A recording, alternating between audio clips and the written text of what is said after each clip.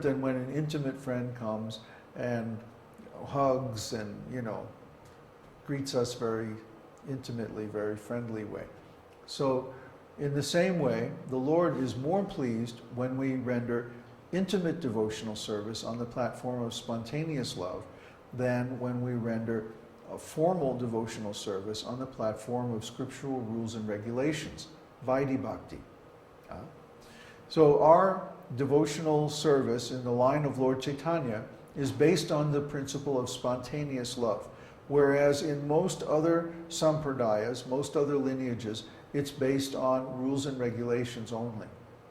So that's the major difference between the Śrī Sampradaya and the Gaudiya Sampradaya that we're a member of. Is there another question? Yes. From let's do the related ones. Does Śrī Viṣṇusahasranāma accept offenses as well? Yes. Śrī Viṣṇusahasranāma accepts offenses. It is possible to offend Lord Vishnu if we don't approach him in the proper way. Therefore, it's stated at the end of Vishnu Sahasranam that in order to chant Vishnu Sahasranam successfully, one must be an initiated disciple of a bona fide Vaishnava spiritual master. There are 4 Vaishnava Sampradayas. We talked about the Śrī Sampradaya, then ours is the Brahma Sampradaya. There's also the Rudra Sampradaya and the Kumara Sampradaya.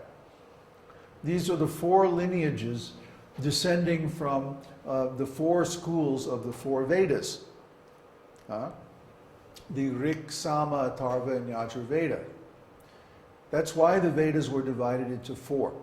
And these 4 different schools were all founded by Srila Vyasadeva and given to his 4 principal students to carry on. So these 4 lineages are eternal, and they all represent different energies or different aspects of devotional service. However, in order to chant Vishnu Sahasranam successfully, one must be initiated by a spiritual master in one of these 4 disciplic lineages. That means you're following the rules and regulations, you're reading the scriptures under the direction of the Guru, and you're also overcoming the offenses to the holy name by becoming pure and studying the scriptures and so on like that. Okay. And what is the next question? Isn't it a little dangerous for a neophyte devotee to be informal or casual in his worship of Radha Krishna? Whose question is that? Neville. Neville. That's correct, it is. But you'll find that when you execute devotional service purely, that it always leads to a feeling of intimacy with the Lord. And the Lord himself initiates this because he prefers it. He relishes that kind of devotional service more than formal devotional service. So yes, especially in the beginning, we should be very careful to observe all the rules and regulations properly. Intimate devotional service doesn't mean that we break the principles or anything like that. Intimate devotional service just means that our love and affection are so strong that we're drawn into a closer relationship with the Lord. It doesn't mean that we are disrespectful. Quite the opposite. We're actually more respectful. But in fact, we're so respectful that the Lord trusts us completely to come into his intimate presence and to be one of his intimate associates. That's the real meaning of respect. If we really respect someone, then we become very affectionate toward them.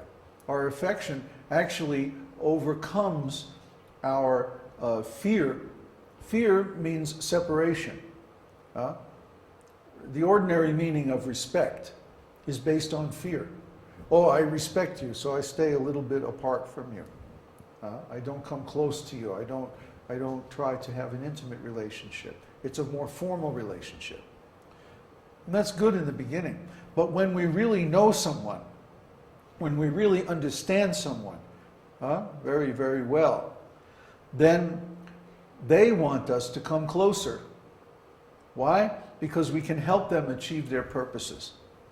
So when we understand Krishna really, really well, when we comprehend his purposes and why he does all the things that he does, then we can come closer to him and we can actually serve him better from the intimate position than we could from a position of being separated by respect.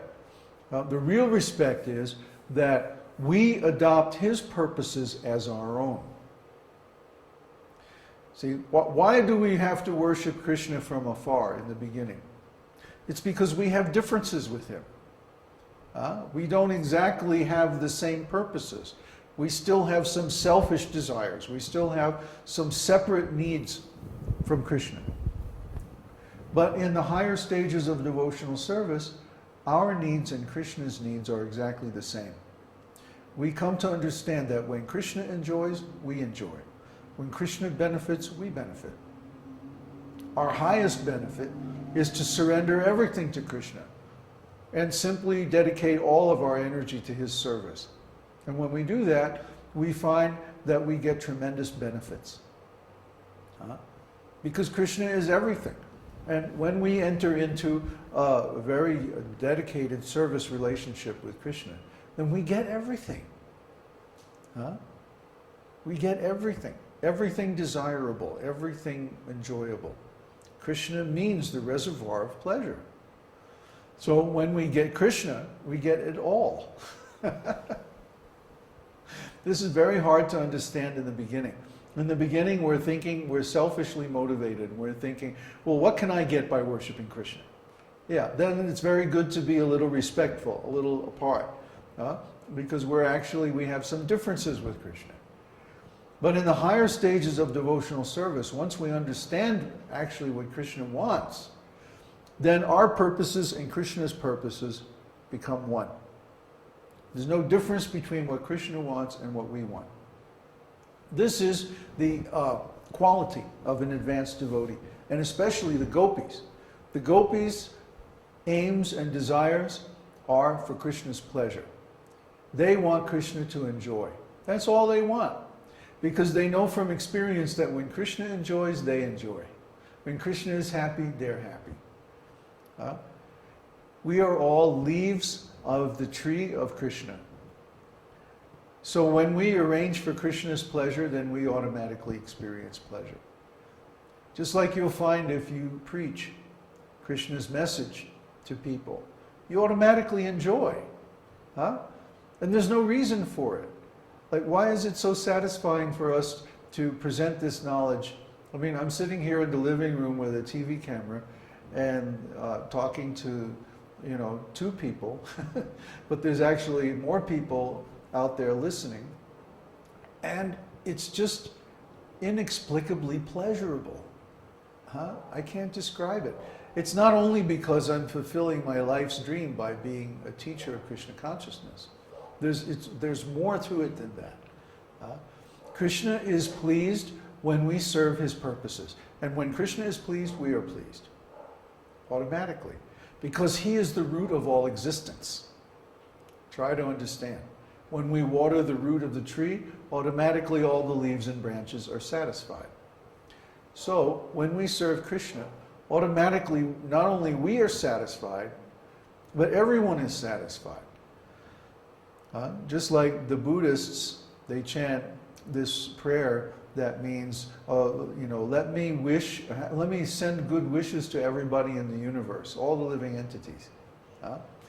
But they're trying to it's like putting water on each leaf of the tree separately. Let me send good wishes to all these living entities. Why not just send good wishes to Krishna? Krishna is the root of all those living entities. He's the source of all those living entities. He emanates them like the sun emanates light and heat.